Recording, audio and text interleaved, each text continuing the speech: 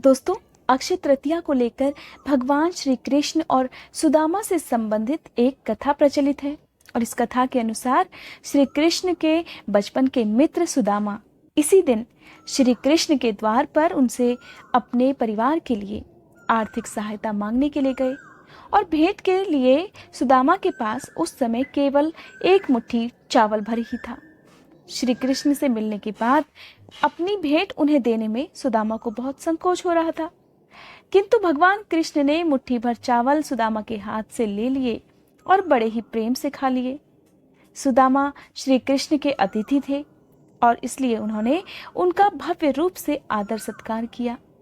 ऐसे सत्कार से सुदामा बहुत ही प्रसन्न हुए, किंतु आर्थिक सहायता के लिए श्री कृष्ण से कुछ भी मांग नहीं पाए और वह बिना कुछ बोले, बिना कुछ कहे अपने घर के लिए वापस निकल पड़े। दोस्तों, सुदामा अपने बाल सखा से अपनी परेशानी बता ही नहीं पाए। ऐसे में बड़े असमंजस भाव से वे अपने घर की ओर लौटने लगे। उधर जब सुदामा अपने घर पहुंचे तो देखकर हैरान रह गए, क्योंकि उनके टूटे फूटे झोपड़े के स्थान पर एक बहुत ही विशाल महल बना हुआ था और उनकी गरीब पत्नी अपने बच्चों के साथ स्वागत के लिए खड़ी हुई थी। सभी ने नए वस्त्र और आभूषण पहने हुए थे। अब तो सुदामा को यह सब समझने में देर नहीं लगी कि यह सब उनके मित्र और विष्णु अवतार भगवान कृष्ण का ही एक चमत्कार और उनका ही आशीर्वाद है।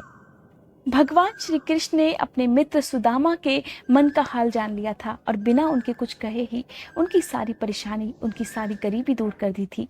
दोस्तों, यही कारण है कि अक्षय तृतीया को धन संपत्ति की लाभ प्राप्ति से भी जोड़ा जाता है। यही कहा जाता है कि अक्षय तृतीया के दिन जो जितना दान पुण्य करता है उसे उतनी ही सुख समृद्धि प्राप्त होती है। दोस्तों, महाभारत में भी अक्षय तृतीया की एक कथा का उल्लेख मिलता है और इस कथा के अनुसार जब पांडव अज्ञातवास काट रहे थे उस समय भगवान कृष्ण ने पांडवों को एक अक्षय पात्र दिया हुआ था। भगवान कृष्ण द्वारा दिया गया यह पात्र ही अक्षय पात्र था, जिसकी वजह से अज्ञातवास में रहने पर भी पांडवों को भोजन की कभी कोई कमी नहीं हुई। इस पात्र से जितना भी भोजन मांगा जाता वह सब भगवान कृष्ण की कृपा से उन्हें मिल जाता था।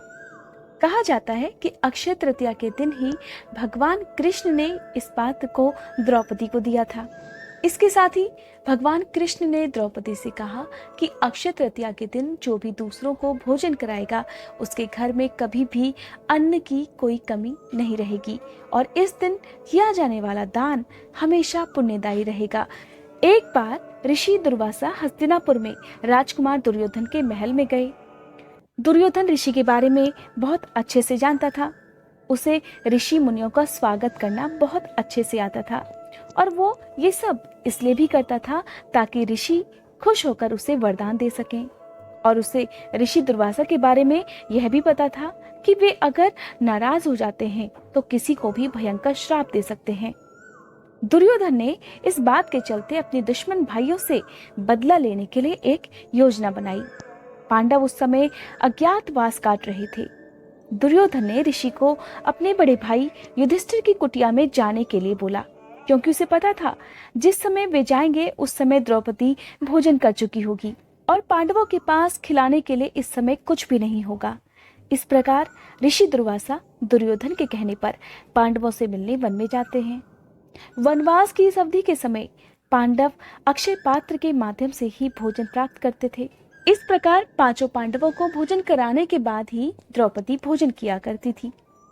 द्रौपदी को सूर्य देवता से एक वरदान मिला हुआ था। अक्षय पात्र में द्रौपदी अपने भोजन से पहले कितने भी लोगों को भोजन करा सकती थी, लेकिन उस दिन ऋषि के पहुंचने से पहले ही द्रौपदी ने भोजन कर लिया। अब किसी के लिए भी भोजन शेष नहीं बचा था। पांडव ये सोचकर परेशान हो गए कि इतने बड़े महान ऋषि को अब क्या भोजन कराएंगे, क्योंकि ऋषि मुनि को भूखे पेट भेजना धर्म के विरुद्ध था और उन्हें यह भी पता था कि ऋषि दुर्वासा धर्म के बहुत पक्के हैं और उन्हें इस बात पर क्रोध भी आ सकता है, जिसके चलते वे श्राप भी दे सकते हैं। क्योंकि ऋषि दुर्वासा अपने साथ अन्य शिष्यों के साथ वहां पर पधारे हुए थे। भोजन करने से पहले स्नान करने की बात कहकर वे सब स्नान करने के लिए नदी की तरफ चले गए। उसी बीच द्रौपदी ने अपने भाई समान अपने मित्र श्री कृष्ण से मदद के लिए प्रार्थना की।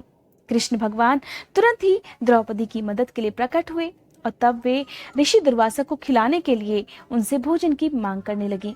इस प्रकार श्री कृष्ण ने द्रौपदी से अक्षय पात्र सामने लाने के लिए कहा। द्रौपदी अक्षय पात्र सामने लाती है, तब उसमें चावल और सब्जी के कुछ कण होते हैं। कृष्ण भगवान ने भोजन के इन अंश को ग्रहण कर लिया और फिर उन्होंने भीम से ऋषि दुर्वासा और उनके अन्य शिष्यों को बुलाने के लिए कहा।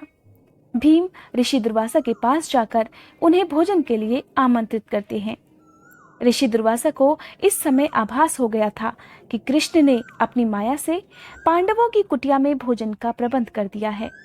ऋषि दुर्वासा और उनके शिष्यों को उस समय भूख नहीं होती है, क्योंकि भगवान कृष्ण के भोजन ग्रहण करते ही ऋषि दुर्वासा और उनके सभी शिष्यों का भी पेट भर गया था। इस प्रकार ऋषि दुर्वासा समझ जाते हैं कि कृष्ण भगवान ने ही पांडवों की रक्षा की है और वे कुटिया से वापस चले जाते हैं। दोस्तों, यह थी अक्षय तृतीया के दिन सुनी जाने वाली कथाएं। उम्मीद करती हूँ ये वीडियो आप सभी को पसंद आई होगी। अगर आज की यह वीडियो आपको पसंद आई हो तो लाइक करने के साथ ही कमेंट बॉक्स में कृष्ण भगवान की जय जरूर लिखिएगा।